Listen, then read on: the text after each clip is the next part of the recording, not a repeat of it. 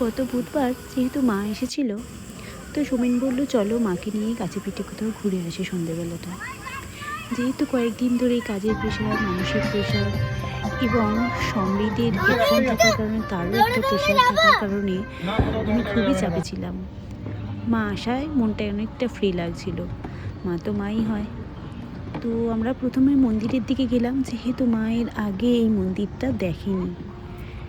এরপর আমরা ওখানেই বসে অনেক গল্প করে চা খেয়ে সময়টা কাটালাম।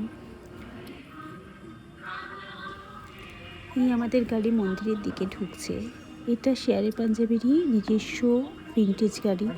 তাতে করেই আমাদেরকে মন্দিরের দিকে পৌঁছে দিয়েছিল ওরা, এবং আমাদের রেস্টুরেন্টেও পৌঁছে দিয়েছিল।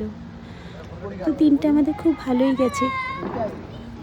চেষ্টা করি আমি সবসময় তোমাদের সঙ্গে একটু করে ক্লিপ শেয়ার করতে। তোমরা সকলে ভালো থেকো, সুস্থ থেকো। এইভাবে চলুক আমাদের গল্প। মন্দিরটা কিন্তু খুব সুন্দর ও শান্তির। যেহেতু এখানে ভেতরে ছবি তোলার কোনো পারমিশন নেই, তাই আমি ছবি তুলিও নি। এবং মন্দিরে প্রবেশের পূর্বেই দেখো পা ধোয়ার ব্যবস্থা রয়েছে। এটা ব্যাপারটা আমার ভীষণই ভালো লাগে, যেটা পুরীর মন্দিরেও আছে। তো আজকের মতো শুভরাত্রি, ভালো থেকো তোমরা সকলে। চলি, টাটা।